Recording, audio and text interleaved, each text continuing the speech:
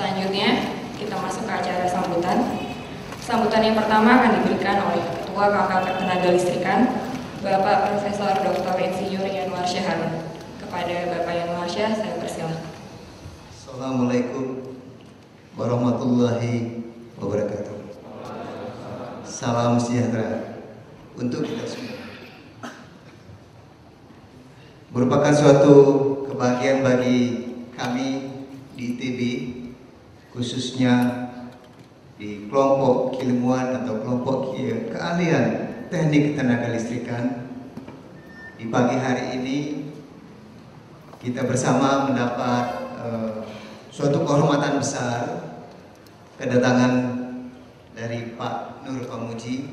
Semoga beliau bisa memberikan cahaya kepada kita semua, cahaya keilmuan, cahaya seorang pemimpin, di mana dalam sekian tahun lagi di antara saudara yang duduk di bagian layer kedua, ketiga menjadi seperti Pak Pamuji, entah 20-30 tahun lagi, dan tetap akan mau maju kita bersama.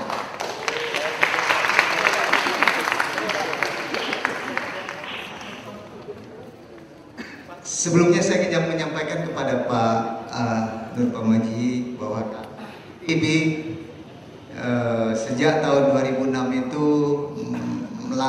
mengalami perubahan reorganisasi struktur organisasi akademik. Sebetulnya itu adalah ketentuan yang sudah ditetapkan dalam salah satu keputusan Senat di tahun 2003 ketika Pak Joko Santoso menjadi Ketua Senat dan sekarang beliau menjabat Dirjen Dikti. Dan ketika beliau menjabat rektor, kita mulai mengelompokkan diri dalam organisasi kegiatan struktur fakultas, dan para dosen dikelompokkan dalam bidang ilmu, bidang keilmuan atau keahlian.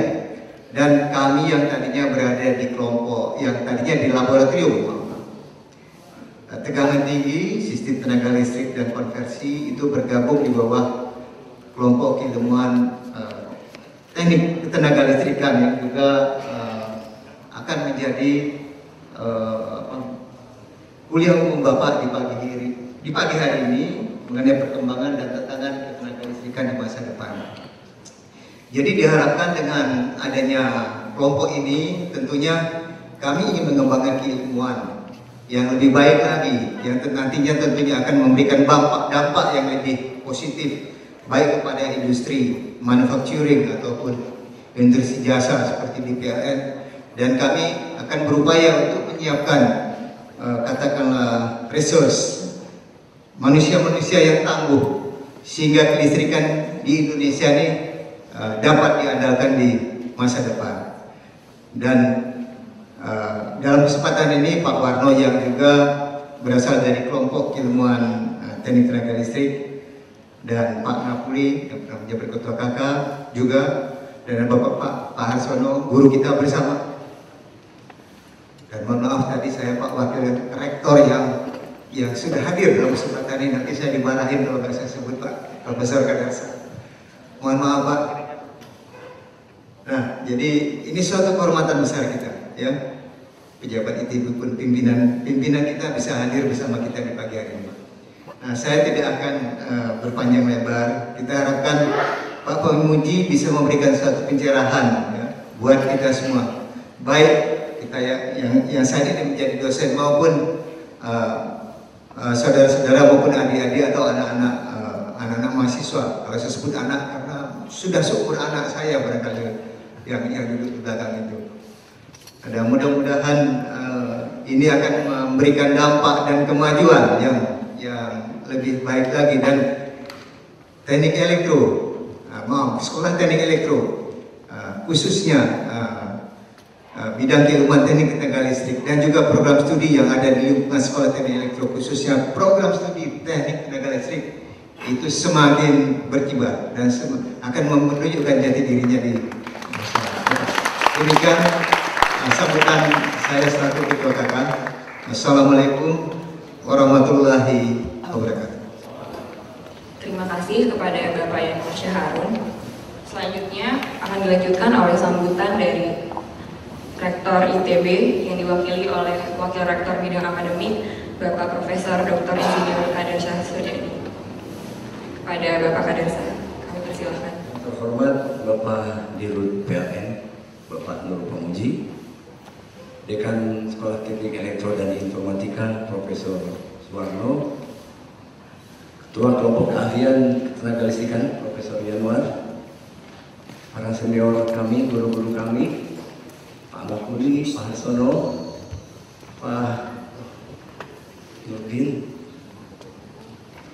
Pak Isnu, Pak Sarif, Pak Bambang, dan juga kawan kami Pak Sohono, ini teman seangkatan saya, adik-adik mahasiswa yang kami banggakan serta hadirin sekalian.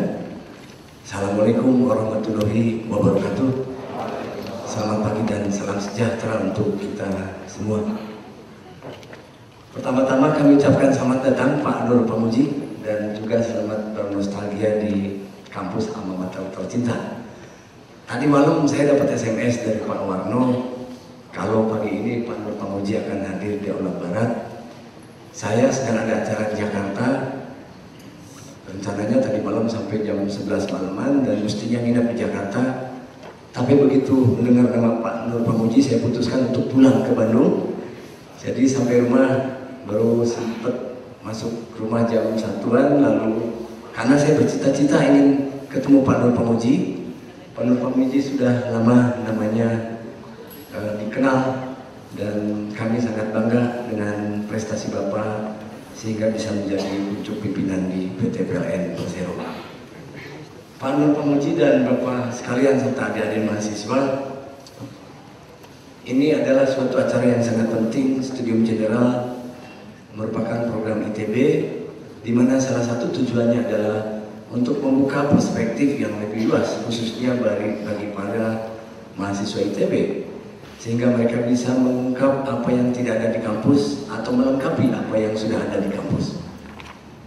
Berbicara tentang PLN, ITB sudah lama bekerja sama dengan PLN, dan PLN sudah berkontribusi sangat besar terhadap ITB, dan salah satunya adalah dibuktikan dengan adanya gedung kerjasama PLN ITB yang sejak saya masuk ITB tahun 81 itu sudah ada Pak, dan alhamdulillah ini sangat besar manfaatnya untuk membantu pengembangan pendidikan dan penelitian di ITB.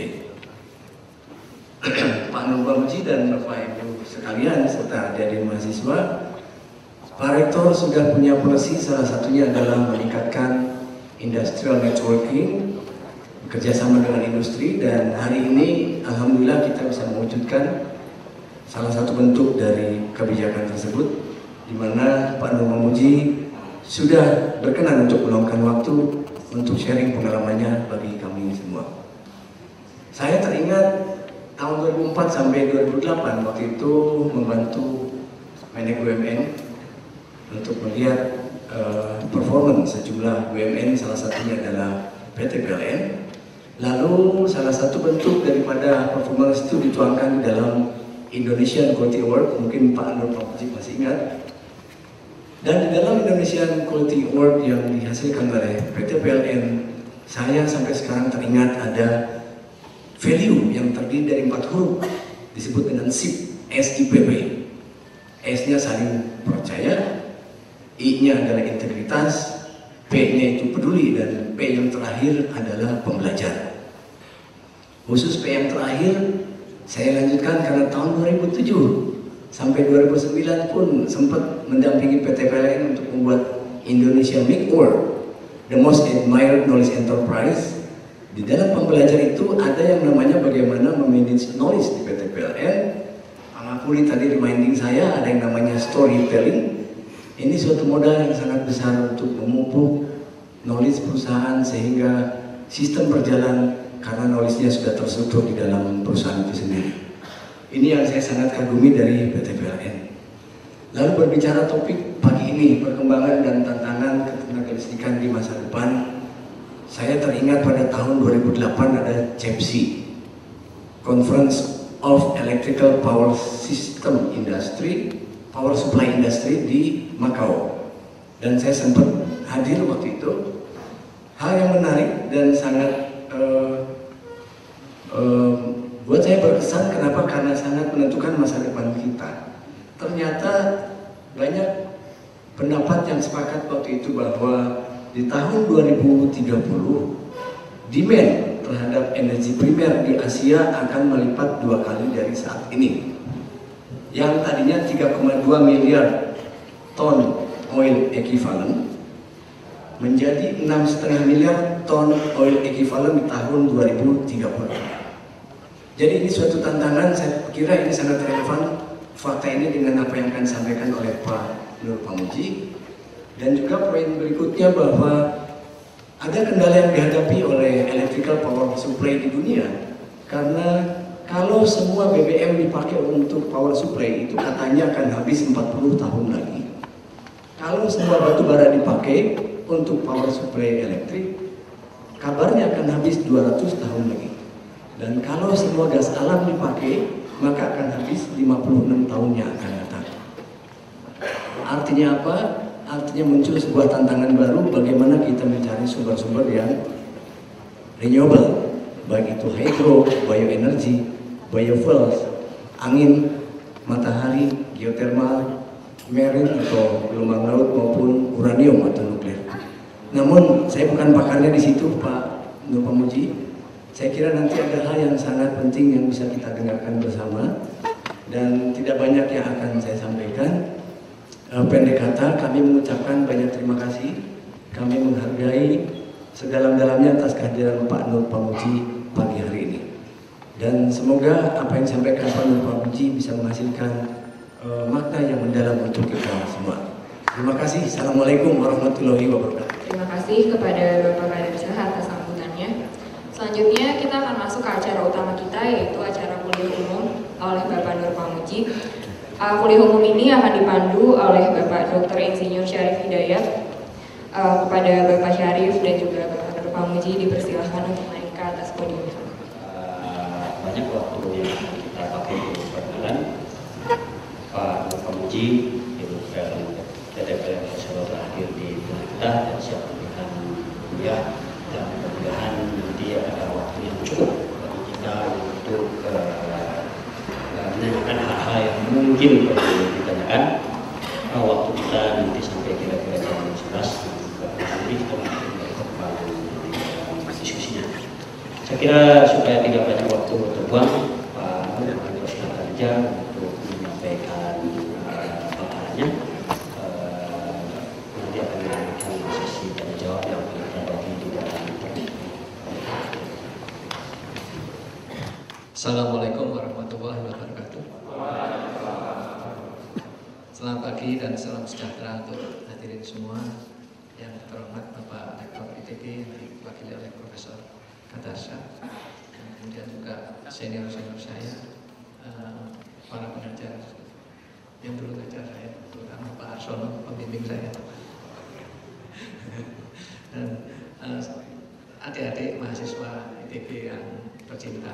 Saya sungguh bangga bisa bicara di Aula Barat ini. Ini aula penuh kenangan, resminya dulu untuk belajar bersama. Karena di sini dulu banyak meja, kita suka kumpul di sini kalau ada PR yang sulit, yang dari Pak Napoli dulu sulit-sulit. Tapi kalau terus terangnya, bahasa terus terangnya tempat untuk nyontek ngerjain PR. Karena dulu kalau PR-nya Pak Napoli yang bisa ngerjakan cuma 1 orang di angkatan saya itu, yang lain udah nggak ngerti aja ini apa ini PR. Yang lain tinggal nyontek aja. Sulit.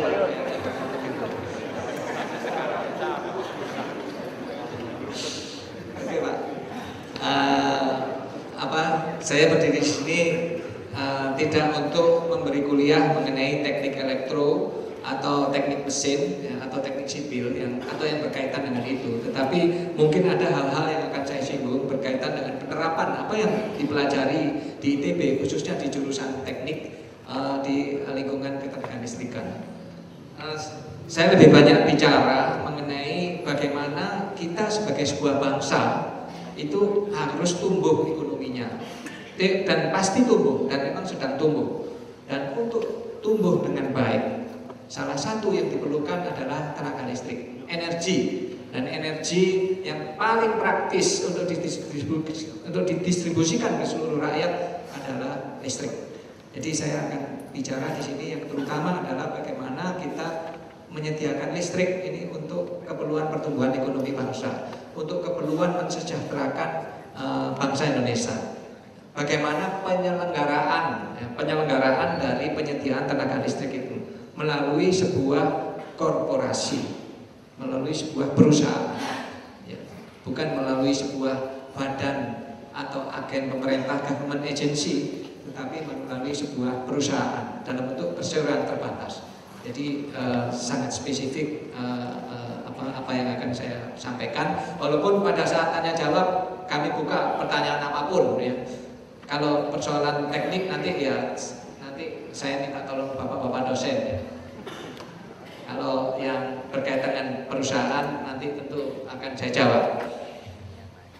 Saya lulus tahun 85, di wisuda Maret 85, kemudian sempat belajar lagi di University of New South Wales, Australia, di Sydney, jurusan teknik elektro juga tahun 94 sampai 95, 22 bulan untuk ngambil Master of Engineering di sana. Kemudian tahun 2003 suruh sekolah lagi sama perusahaan, kali ini di ilmu sosial yang lebih sulit ternyata, yaitu Master of Public Management di National University of Singapore. Setelah belajar ilmu sosial baru saya tahu bahwa ilmu sosial itu sulit ternyata, lebih sulit daripada ilmu teknik. Ternyata lulus di bidang teknik lebih mudah dibanding di bidang ilmu sosial, berat ilmu sosial. Tapi bekal itu ternyata penting sekali karena public management mengajarkan kepada kita bagaimana kita memanage resources yang ada di suatu negara untuk kesejahteraan masyarakat. Bagaimana kita mengelola, ya, melalui pengelolaan publik, ya. Bagaimana kita menerbitkan policy, bagaimana kita mengatur pemanfaatan atau optimisasi dari resources yang kita punya itu untuk kesejahteraan rakyat. Ya, ini adalah satu ilmu yang sangat tidak populer, tidak banyak dipelajari orang, tetapi sesungguhnya adalah sangat merupakan kunci yang perlu kita manfaatkan. Tidak banyak yang bisa saya terapkan di jurusan PLN, mungkin tahap demi tahap. Baik, mari kita mulai dengan paparan ini untuk memancing diskusi. Silakan, next slide lagi. Kemudian saya singgung masalah subsidi, ya. Karena ini topik ini lagi hangat. Pemerintah berencana menaikkan TDL, ya. Kenapa harus naik? Itu saya mau singgung di sini. Kemudian mengenai kinerja PLN secara umum, kemudian program pembangunan sektor ketenagalistrikan untuk sampai tahun 2020, ya. Itu juga saya berikan sekilas betapa besarnya tantangan yang kita hadapi dan kemudian penutup. Kita mulai dari bagian yang pertama. Inilah yang kita hadapi di sektor ketenagalistrikan. Pertama, pertumbuhan ekonomi kita sangat tinggi saat ini, termasuk yang tertinggi di Asia. GDP per kapita kita sudah lipat 2, ya, dari banding 5 tahun yang lalu. Dulu tahun 2007 1938. Sekarang 3.900. Itu average, itu adalah rata-rata, ya. Artinya di Jakarta mungkin yang 10.000 sudah sangat banyak, yang 15.000 mungkin sangat banyak. Di Bandung ini juga sangat banyak, ya. Rata-ratanya aja segitu. Kemudian konsumsi listrik itu juga naik sangat tinggi. Tahun 2010 150 terawatt-hour. Tahun 2012 175 terawatt-hours. Dalam 2 tahun kita naik 25 terawatt-hours, atau kira-kira 1/6-nya. Dalam 2 tahun naik 1/6-nya. Itu juga satu persentase yang sangat besar, ya, yang membutuhkan pasokan listrik yang sangat banyak. Kemudian kita punya energi primer yang sangat banyak, ya, terutama batu bara tersedia dalam jumlah yang besar sekali. Namun sebagian yang kualitasnya tinggi saat ini adalah barang yang sangat laku keras di market, ya. Di market kita ekspor ke Asia Timur, terutama ya Jepang, Formosa, Hong Kong, semua terima batu bara, termasuk ke Cina, terima batu bara dari kita. Low rate gold dalam jumlah yang lebih banyak lagi. Itu pun dulu nggak laku, sekarang laku. Low rate gold dengan kalori 3.500 kilokalori per kilogram dijual ke India laku, di blend di sana. dijual ke Cina laku. Ini juga tantangan besar. Apa dampaknya? Harga batu bara jadi naik gara-gara laku di market internasional. Dan kalau sudah naik tidak berarti rakyat Indonesia sebagai tempat batu bara itu berasal bisa menikmati harga yang berbeda dengan harga yang dinikmati oleh penduduk Jepang, Cina yang mendatangkan batu bara dari kita. Itulah ironi market. Itulah ironi market. Kita punya barang laku keras itu jangan bergembira kalau barang itu adalah dari usaha ekstraktif seperti pertambangan. Kalau barang itu dari industri seperti pesawat televisi atau mobil atau handphone, nah, kalau barang kita laku keras kita jadi makmur. Tetapi kalau batu bara kita ekspor dan laku keras, itu justru membuat sebagian besar rakyat ini harus membeli batu bara dengan harga yang mahal. Jadi ya, itu yang terjadi. Kemudian populasi bertumbuh, ya kita masih tumbuh dengan tinggi. Namun di sisi lain ada masalah policy harga energi. Policy harga energi ini yang masih terjadi saat ini. Kenyataan harga listrik atau biaya listrik ya, per kWh itu kira-kira 1.200 ya. Kemudian harga jual kita rata-rata berdasarkan tarif yang berlaku adalah sekitar 700 ya, sehingga selisihnya itu Rp500. Persisnya ini Rp495 per kWh, Rp500 per kWh yang sampai saat ini disubsidi oleh negara. Itulah yang kejadian saat ini seperti itu. Next slide. Ya, oke, jadi sampai saat ini ya tarif listrik itu belum menggambarkan biaya yang diperlukan untuk membangkitkan tenaga listrik. Terbentuknya biaya untuk membangkitkan tenaga listrik itu pertama tentu dari unsur energi primernya ya. Ada minyak, ada gas, ada batu bara yang harganya ini adalah mengikuti harga market. Harga energi primer, gas, batu bara, minyak itu mengikuti harga pasar, dan pasarnya adalah pasar Asia Timur yang paling mahal di dunia. Harga gas di pasar Asia Timur itu kira-kira 15 sampai 18 dolar per MMBTU. Sementara di sana di Henry Hub di Amerika Utara itu hanya 6 dolar per MMBTU. Jadi di sini itu 3 kali lipat. Harga di Asia Timur ini 3 kali lipat dari harga di Amerika Utara untuk gas. Jadi gas itu tidak punya international market. Dia Eropa, Amerika Utara, Asia Timur ini berbeda. Dan sialnya kita paling mahal. Dan itulah yang harus kita beli, ya. Jangan menganggap kita memproduksi gas itu kita bisa mendapatkan gas dengan harga murah, itu tidak ada. Karena ekonomi kita adalah open economy. Kalau ekonomi kita seperti Myanmar, ya, ekonomi yang tertutup, maka kita bisa mengatur harga primary resource semau kita. Ya. Tapi di dalam ekonomi yang terbuka seperti Indonesia, kita harus berada di pasar internasional. Dan itulah kenyataannya. Terbentuklah harga ini mengikuti market price, maka biaya penyediaan tenaga listrik itu mengikuti harga market.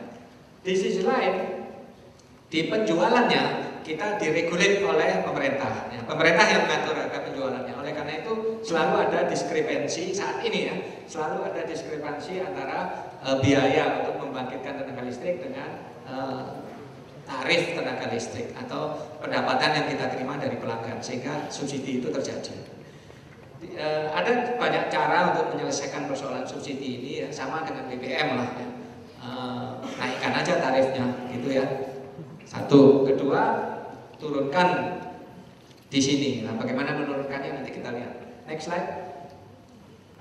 Nah, ini pas saja. Next slide. Terus ya, ini saya berikan contoh-contoh angka ya. Contoh-contoh angka berapa besarnya subsidi yang diperlukan saat ini ya. Ada dua sisi. Sisi atas adalah sisi supply, sisi bawah adalah sisi yang kita terima dari pelanggan. Ya. Dari sisi supply, yang menentukan biaya pembangkitan tenaga listrik itu ada 3 hal, yaitu harga BBM, harga batubara, dan harga gas. Ya. Saya ambil yang paling dominan saat ini. Kemudian itulah untuk biaya energi primer. Kemudian yang lain yang menentukan biaya pembangkitan tenaga listrik juga adalah volume yang dipakai. Berapa volume gas yang dipakai, berapa volume batu bara yang dipakai. Itu terutama yang paling menonjol. Ya. Kekurangan dari dua macam bahan bakar ini akan ditutup oleh bahan bakar BBM, bahan bakar minyak. Ya. Itu sebagai buffer.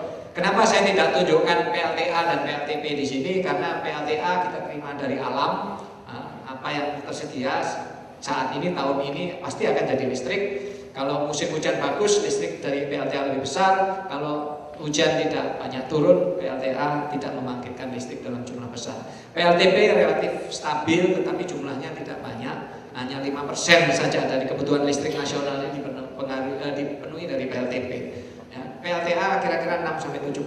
Dari renewables itu memberikan kontribusi sekitar 11% terhadap pembangkitan listrik nasional. Yang lain yang 89% dari fosil. Jadi dua hal ini akan membentuk harga. Saat ini harga kita adalah Rp1.200 per kWh. Rp1.200 per kWh. Kemudian harga penjualan kita tadi jatuhnya kira-kira ini ya, angkanya 700-an rupiah per kWh.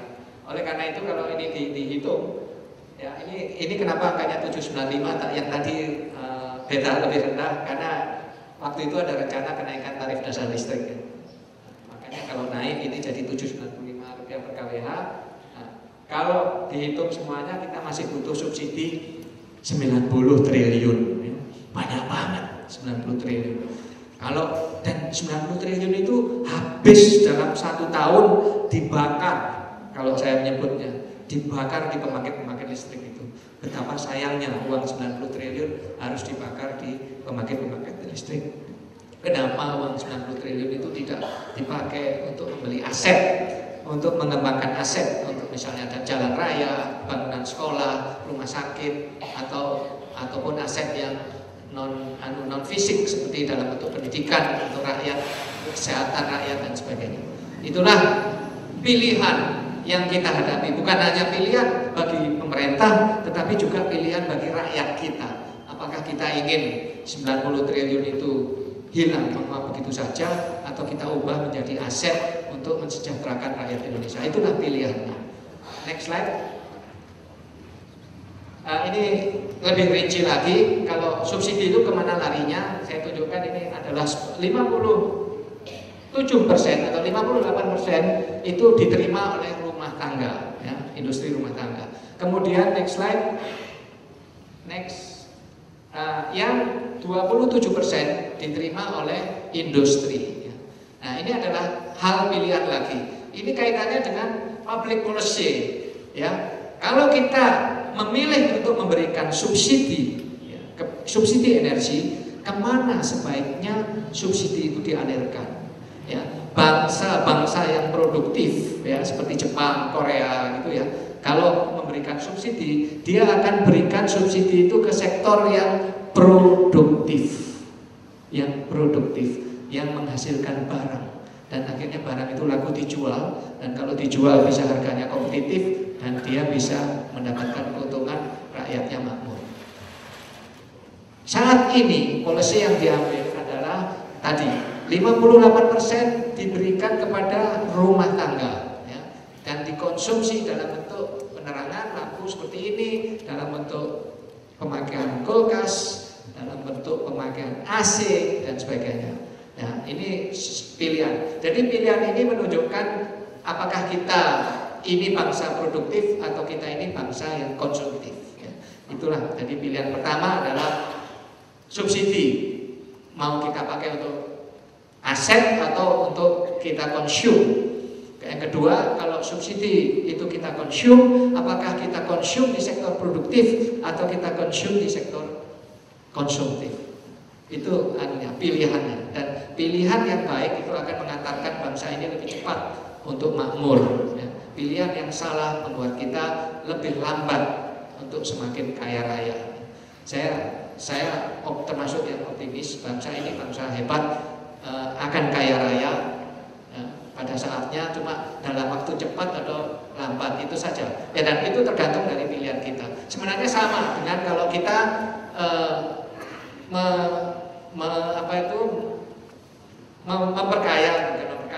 mengupayakan kesejahteraan pribadi kita. Kalau kita punya uang, uangnya kita terima gaji bulanan lah, katakanlah. Kita harus punya pilihan, apakah berapa persen kita konsum dan berapa persen kita investasikan dalam bentuk aset. Kemudian kalau kita konsum, apakah kita konsum di sektor produktif, ya, misalnya pagi-pagi jadi loper koran misalnya, ya, ataukah di sektor yang konsumtif. Pagi-pagi kita keliling jalan-jalan pakai mobil keliling-keliling kota hanya untuk lihat-lihat pemandangan. Nah, itu contoh. Dan pilihan itu akan menentukan apakah gaji yang kita terima ini nanti membuat kita cepat kaya atau lambat menjadi kaya. Itu sama lah, kira-kira gitu. Next slide. Nah, kemana subsidi tadi lari? Ini saya berikan gambarannya. Memang sebagian besar kepada rumah tangga kecil yang konsumsi listriknya kira-kira 450 volt ampere. Kemudian kepada industri kecil. Ya. Nah, kalau kita lihat gambar ini, kelihatannya yang biru muda ini bagus. Ya.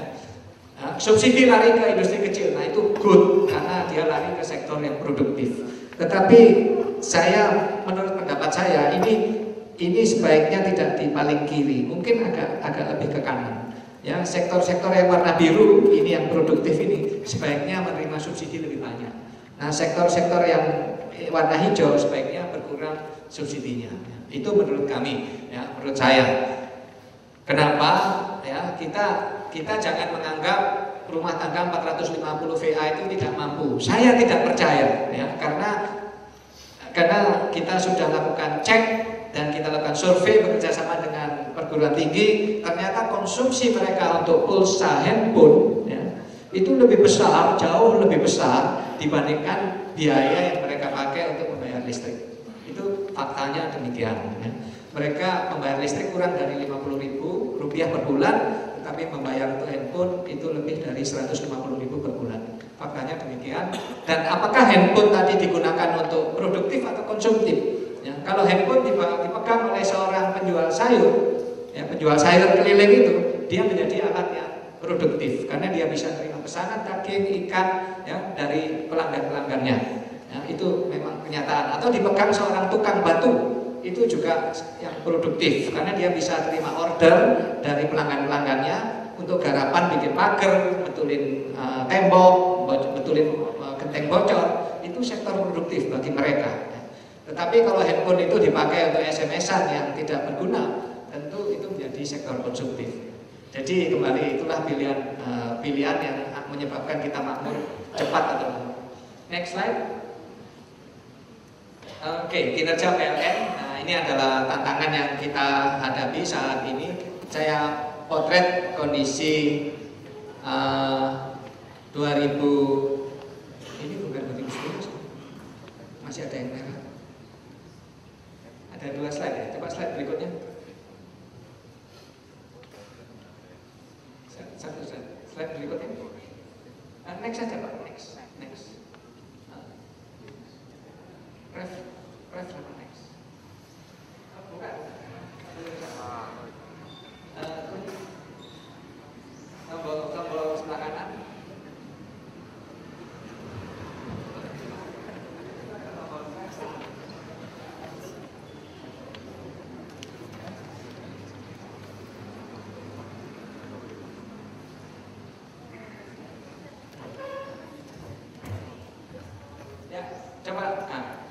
Sebelumnya. Ya, ini 2011. Sebenarnya ada angka yang lebih buruk lagi, angka 2010, di mana ada 4 provinsi di sini yang warnanya merah. Kenapa merah? Karena rasio elektrifikasi kurang dari 40%. Ya. Ada lebih dari 60% rakyat di situ yang nggak menikmati listrik sama sekali. Kemudian di 2011 ini sudah lebih bagus, tinggal dua daerah yang masih merah, tetapi di 2012 next breakdown, ya, di 2012 nanti akan tinggal Papua saja yang masih merah. Yang NTB NTT ini sudah naik menjadi di atas 50%, Ya, ini mendekati 50%. Ya, yang lain sudah hijau artinya sudah di atas 60%. Sudah di atas 60%. Papua tantangannya luar biasa. Di sana penduduknya berpencar-pencar. Satu kampung hanya mungkin 10 honai ya, 10 rumah gitu. Kemudian sekian kilometer kemudian, 5 kilometer kemudian ada 10 rumah lagi, dan mengelektrifikasi penduduk yang seperti itu luar biasa mahalnya. Nah, oleh karena itu kita mencari solusi lain. Mungkin kita tidak pakai cara konvensional seperti di Bandung, pakai tower beton terus kemudian kita tarik kabel, mungkin harus cara lain. Ya, kita nggak saya bicarakan di sini, nanti dalam kesempatan lain. Nanti mungkin dalam seminar CEPSI yang tadi disinggung Pak Kadarsyah, terakhir di Makau, tahun ini kita adakan di Bali bulan Oktober, tuan rumahnya PLN. Nanti akan dijelaskan bagaimana kita elektrifikasi daerah-daerah yang luar biasa seperti itu. Termasuk di sini Pulau Sumba. Pulau Sumba ini juga ceritanya demikian, jarak dari kampung ke kampung sangat jauh. Satu kampung hanya 15 rumah, 10 rumah, jaraknya 15 km gitu. Sehingga ini gimana ini kita harus memeras otak ya, mempelajari hal-hal yang mungkin tidak diajarkan di kuliah untuk melakukan elektrifikasi kawasan seperti itu. Tapi bagaimanapun itu rakyat Indonesia, jadi ya harus dipikirkan bagaimana caranya. Even di Jawa Anda lihat di sini bahwa elektrifikasi rasionya masih relatif rendah, masih 70%. Itu juga sisa-sisa yang belum dielektrifikasi itu tepatnya di perbukitan ya, di pegunungan-pegunungan, di balik hutan ya, yang jalan raya pun ke sana mungkin masih jalan ojek, kadang-kadang masih harus jalan kaki. Nah, itu hambatan kita untuk melakukan elektrifikasi secara konvensional. Oleh karena inilah tantangan yang kita hadapi. Next slide. Secara nasional ada beberapa hal yang perlu saya tunjukkan di sini. Misalnya adalah penjualan listrik naik terus ya, naik terus. Tahun 2008 misalnya hanya 84 terawatt hour, tahun 2011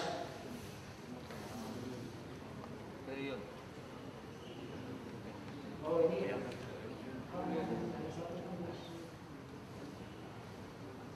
Saya kira ini salah, ini angkanya 150-an. Oh sorry, ini rupiah ya, sorry, dalam rupiah, sorry. Oke, jadi 84 triliun rupiah dan naik penerimaan kita 116 triliun rupiah. Jadi ada kenaikan sebesar 37%. Kemudian dari segi losses, nah losses ini yang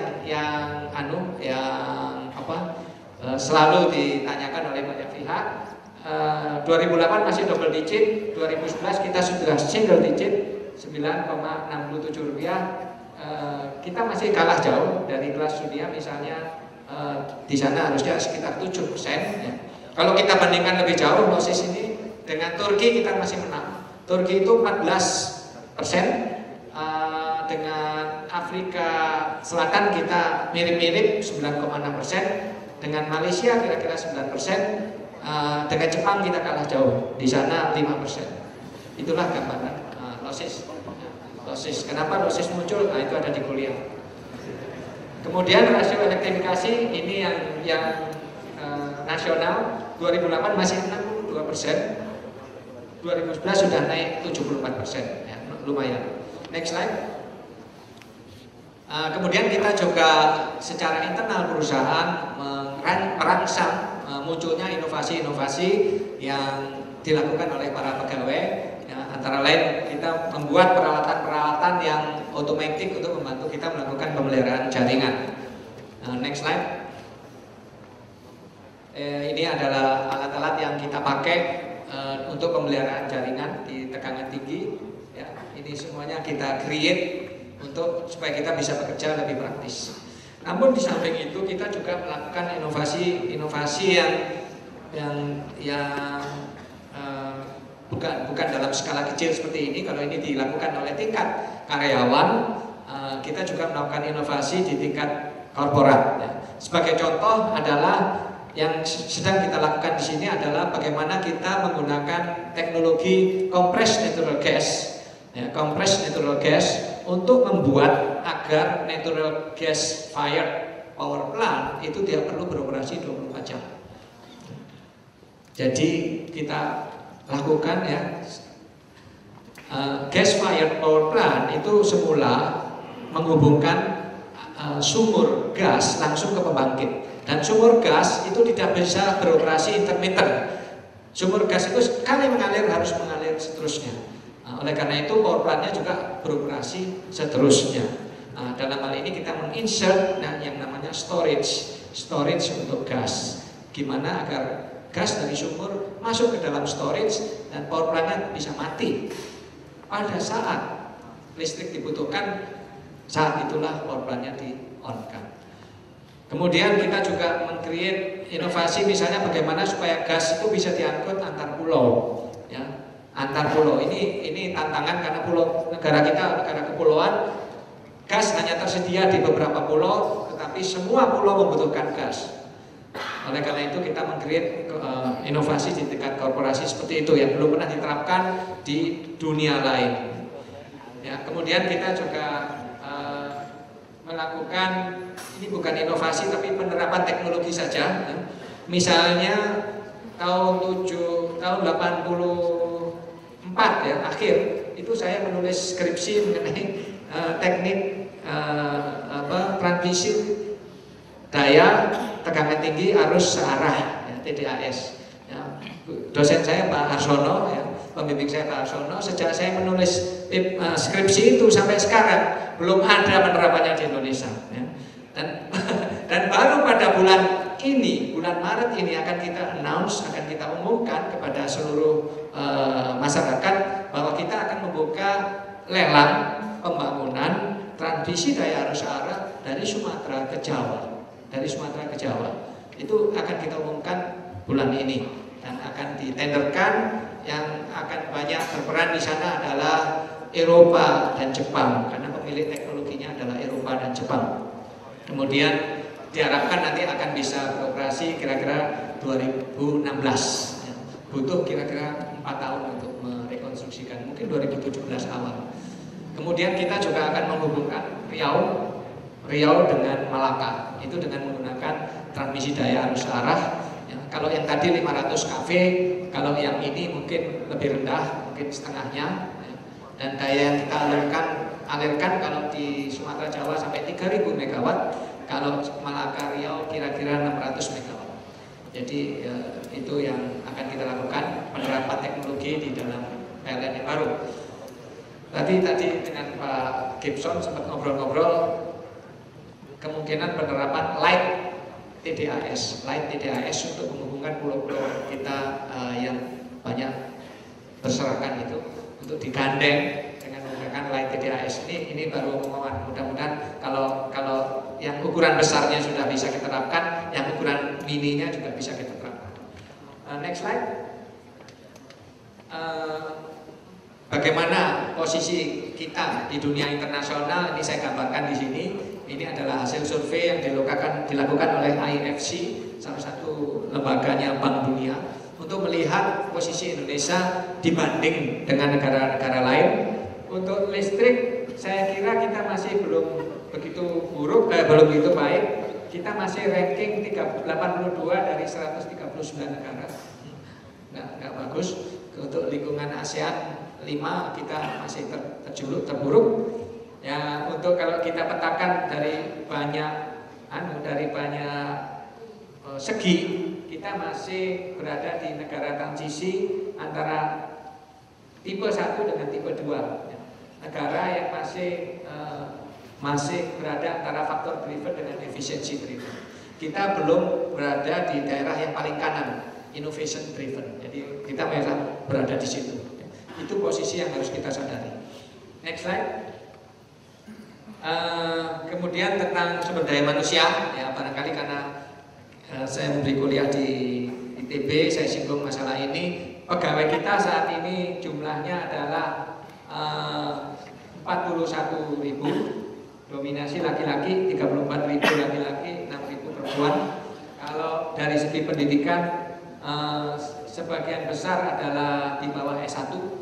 Ya. Kemudian kalau yang S1, S2, S3 dominan di S1, S3-nya sangat sedikit ya, di bawah 10. Kemudian kalau dari segi usia ini menyedihkan usianya ya. Di atas 50 dominan. Bagi kita menyedihkan, tetapi bagi Anda semua yang duduk di kuliah ini yang barangkali ingin bergabung ke PLN, ini berita bagus.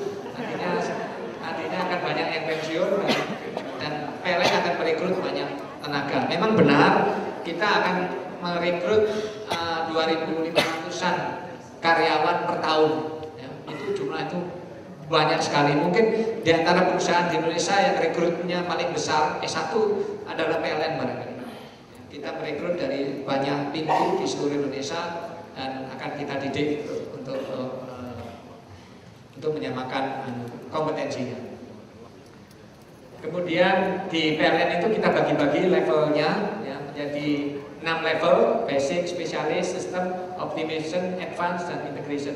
Seperti gini pembagiannya.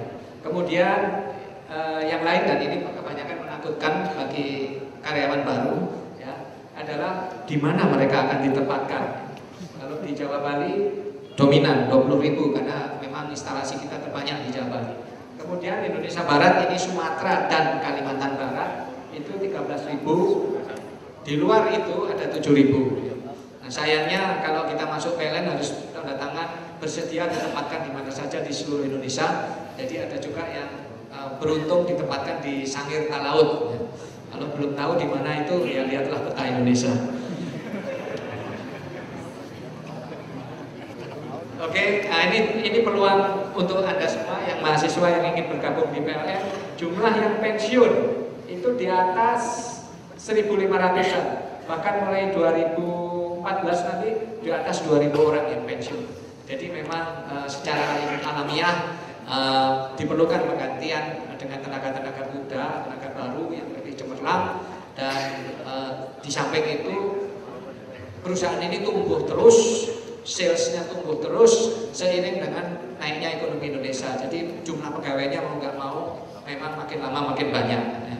Walaupun produktivitasnya juga semakin tinggi, artinya jumlah pelanggan yang dilayani oleh per pegawai itu semakin bagus, jumlah energi yang dijual per pegawai juga semakin besar. Jadi memang terjadi efisiensi. Kita melakukan efisiensi, salah satunya yang signifikan yang sudah kita lakukan adalah kerjasama dengan bank. Ya, jadi saat ini pelanggan PLN yang jumlahnya 44 juta pelanggan itu seluruhnya membayar ke bank, seluruhnya membayar ke bank. Dan dengan demikian maka kantor-kantor PLN akan lebih konsentrasi kepada pelayanan pelanggan, penyambungan untuk mengatasi gangguan, untuk melakukan pemeliharaan dan sebagainya. Itu adalah pekerjaan PLN. Pekerjaan PLN yang berhubungan dengan penerimaan rekening, uang pelanggan itu sudah tidak ada lagi. Kita hanya ngecek aja siapa pelanggan yang belum bayar lewat tanggal 20 didatengin, listriknya diputus, gitu aja. Itu kerjaan orang PLN hanya sebatas itu, nggak lagi ngurusin uang. Ini sangat mencengangkan buat saya. Saya pernah jalan di Flores antara Ende ke Maumere, itu jalannya masih banyak hutan. Di satu kecamatan, kota kecamatan, saya berhenti mendadak. Berhenti mendadak maksudnya nggak pesen dulu ke orang PLN setempat, takut diatur gitu ya. Saya mendadak ke tempat rekening pembayaran listrik yang bukan kantornya PLN. Jadi ada orang buka gitu aja, di sini menerima pembayaran listrik gitu.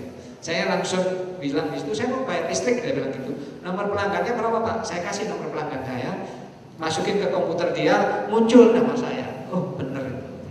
Itu di hutan di antara Maumere dan Ende, ada kota kecil sekali. Ya, jadi saya tercengang juga, hebat sekali infrastruktur TI, teknologi informasi di Indonesia, di sebuah kota kecil masih jalan. Saya penasaran, saya masuk ke ruangan dia, boleh kan saya masuk situ? Silakan katanya. Saya pengen tahu bagaimana Anda mengakses database PLN. Rupanya hanya pakai modem GPRS ukuran sejempol yang dimasukkan ke USB. Dia masuk ke GPRS jaringannya Telkom, masuk ke jaringan bank dan akses ke database-nya PLN. Saya geleng-geleng, ini Indonesia ini hebat ya, dari segi TI. Saya juga pergi ke Wamena. Wamena itu 100% penduduknya memakai teknologi prabayar. Nah, ini juga satu inovasi lagi dari tingkat korporat bahwa kita menerapkan teknologi prabayar untuk listrik. Saat ini pelanggan kita 4 juta pelanggan memakai prabayar. Dan itu adalah nomor 2 di dunia, nomor 1 di Afrika Selatan, nomor 2 Indonesia. Ya insya Allah dalam 2 tahun ke depan kita akan nomor 1 di dunia dalam hal penggunaan teknologi prabayar untuk listrik. Ya, Anda tahu Wamena itu di tengah jantungnya Pulau Papua. Untuk ke sana nggak ada cara lain kecuali naik pesawat. Dan di sana listriknya seluruhnya dilayani dengan prabayar. Artinya apa?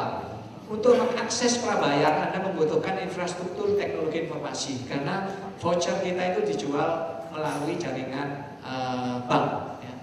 Ada kayak pembayarannya langsung ke bank. Jadi sama juga beli voucher di Wamena itu dengan menggunakan hanya modem USB itu kita bisa mengakses ke database-nya PLN. Ini saya kira saya perlu berterima kasih kepada Telkom ya, yang sudah mengembangkan ini jaringan ini sampai ke pelosok-pelosok, dan juga berterima kasih kepada rekan-rekan kita di perbankan yang memungkinkan akses ke dalam database bank itu dari tempat-tempat yang sangat terpencil yang tidak terbayangkan waktu saya masih kuliah bahwa hal itu bisa terjadi saat ini. Itu saya kira harus kita apresiasi itu teman-teman kita di perbankan. Next slide. Oke, ini yang barangkali berkaitan dengan hardware ya. Kita menghadapi pertumbuhan tenaga listrik yang sangat tinggi di Jawa Bali hampir 8%, di Sumatera ini 10%, di the rest of Indonesia itu 10% juga, 10,8, di sana 10,2. Pertumbuhannya sangat tinggi, double digit ya. Next slide. Nah, ini gambaran pertumbuhan energinya di Indonesia Timur, di Indonesia Barat, di Jawa Bali karena paling industrialized, dari Jawa Bali paling tinggi. Total Indonesia pertumbuhannya tajam sekali ya. Tajam sekali.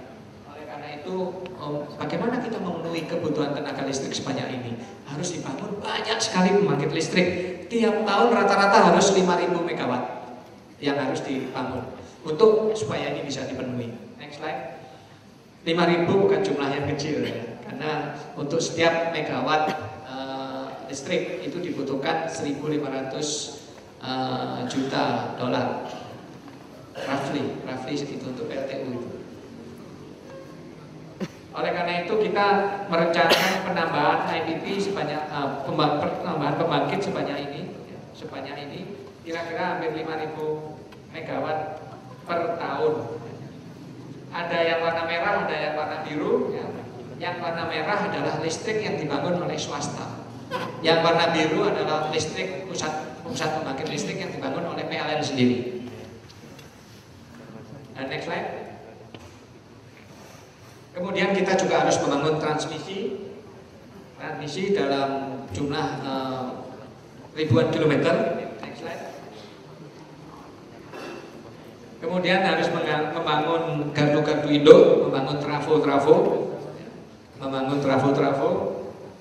Tiap tahun sudah kita rencanakan, termasuk di sini gardu-gardu yang DC. Di sini kita lihat kita sudah merencanakan gardu-gardu untuk DC. Satu di Sumatera, satu di dekat Jakarta, satu di Riau, dan satu lagi di Melaka. Next slide.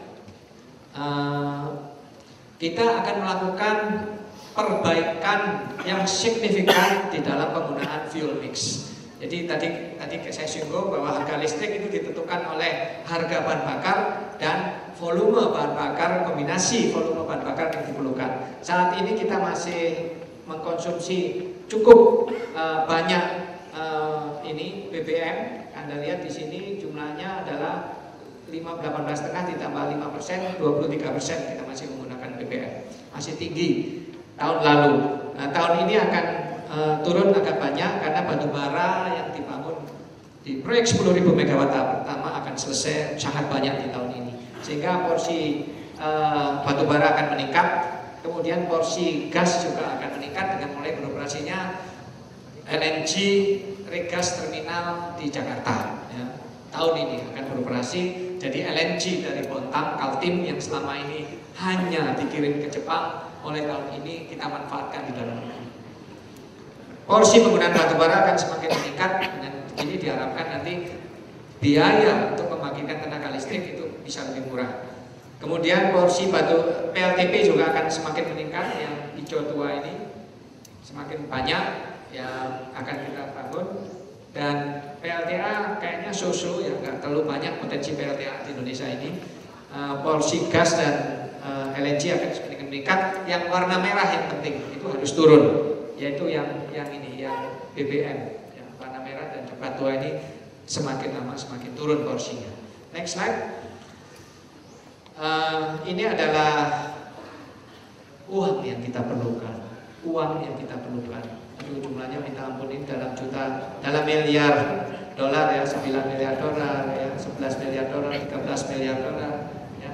Jumlah rata-ratanya itu kira-kira 6 sampai 7 miliar dolar per tahun. Kalau dirupiahkan itu berapa kali 9.000 aja ya, jumlahnya antara sekitar 60-an triliun rupiah per tahun. 60 triliun rupiah. Mungkin masih Anda ingat tadi angka subsidi 90 triliun, investasi yang kita perlukan 60 triliun ya. Gitu. Jadi seandainya subsidinya bisa dikurangi, bisa dialihkan ke investasi, tentu bangsa ini menurut saya akan lebih cepat makmur. 60 triliun didapat dari mana ya? Untuk investasi, pemerintah setiap tahun mengalokasikan sekitar 9 triliun untuk investasi kelistrikan. Sisanya adalah dari alokasi penyisihan keuntungan PLN. Jadi PLN ini harus menjadi perusahaan yang secara pembukuan untung, harus untung. Kalau kenapa tidak boleh rugi? Supaya PT Perseroan Terbatas ini bisa mengakses pasar modal kita, supaya bisa menjual bond, menjual obligasi, baik ke dalam negeri maupun ke luar negeri. Kemudian supaya kita bisa menerima pinjaman dari bank. Kalau PT ini tidak untung, kita nggak bisa menerima dana-dana dari pasar modal tersebut, dari pasar uang tersebut. Kita nggak bisa gunakan. Oleh karena itu perusahaan ini harus untung. Walaupun disubsidi, lucu ya, walaupun disubsidi tetapi harus untung. Karena subsidi itu adalah pendapatan PLN yang kita terima dari pemerintah.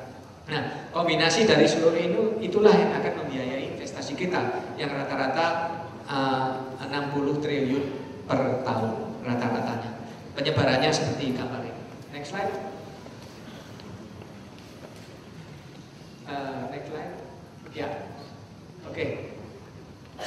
Untuk melakukan semua itu, ya, ada satu sisi yang juga harus disentuh, yaitu sisi manusia. Sisi manusia, karena pada dasarnya sebuah organisasi besar, sebuah perusahaan besar itu perjalanannya sukses atau lambat, cepat atau lambat itu ditentukan oleh orang-orangnya, oleh orang-orang yang berada di dalam organisasi itu. Oleh karena itu inilah sisi manusia yang ingin saya bangun. Saya selalu mengatakan kepada para karyawan PLN, saya minta minimal punya 3 kualitas, yaitu 1, jujur gitu aja. Kalau dulu disebut berintegritas atau apa, saya lebih pakai bahasa yang sederhana, jujur. Jujur artinya jangan mencuri, ya. Jangan korupsi, ya. Jangan menerima pemberian dari rekanan, gitu. Itu aja, sederhana, jujur. Kedua harus cakap, Pak. Cakap itu artinya bukan cakep ya, cakap. Kalau cakep itu buat cowok ya. Kalau cakap itu artinya kompeten. Ini saya pakai bahasa Melayu ya. Karena kalau pakai bahasa Inggris saya dimarahi Pak Arsono. Pak Arsono dulu sangat korek dalam berbahasa. Kalau ada bahasa Indonesia, pakai bahasa Indonesia, nggak boleh pakai bahasa Inggris. Saya terapkan Pak Arsono. Ya, kompeten kata orang, nggak, saya kata cakap. Nah, cakap itu bahasa Melayu artinya kompeten, mampu melakukan tugasnya. Ya. Kemudian 2 itu tidak cukup, Pak. Orang jujur dan cakap itu tidak cukup kalau dia tidak punya semangat, tidak punya passion, tidak punya keinginan untuk berbuat sesuatu, menghasilkan sesuatu. Karena itu 3 hal ini yang yang harus dilakukan oleh para pegawai PLN, minimal 3 ini. Kemudian impian yang akan kita dapat, yang akan kita peroleh adalah PLN ini akan menjadi perusahaan energi raksasa di Asia, karena ekonomi kita yang luar biasa ini akan membuat PLN ini menjadi perusahaan energi raksasa di Asia. Dan dalam rangka itu, ya, menjadi perusahaan raksasa pada saat yang sama harus didasarkan kepada interaksi yang baik, ya, antara dengan pelanggan maupun dengan pemasok. Ya. Perusahaan-perusahaan besar tidak ada yang penuh dengan korupsi, ya, tidak ada. Nggak ada perusahaan yang besar pasti akan bangkrut. Perusahaan yang didasari oleh tipu menipu di dalamnya, ya, ingat Enron, perusahaan energi yang besar di Amerika, ambruk karena ada unsur penipuan di dalam pembukuannya. Dia ambruk bersama auditornya, Andersen ambruk bareng karena ada unsur penipuan. Demikian juga kita dalam interaksi kita dengan pelanggan, PLN dengan pelanggan harus didasari nilai-nilai kejujuran. Interaksinya harus baik, interaksinya harus tidak ada sogok menyogok, dan itu saya tekankan kepada seluruh karyawannya, terutama kepada diri sendiri. Demikian pengantar diskusi, mudah-mudahan ada manfaatnya dan mudah-mudahan bisa merangsang pemikiran Anda semua. Saya membuka pertanyaan, tidak terbatas pada apa yang saya paparkan. Silakan apa saja. Terima kasih.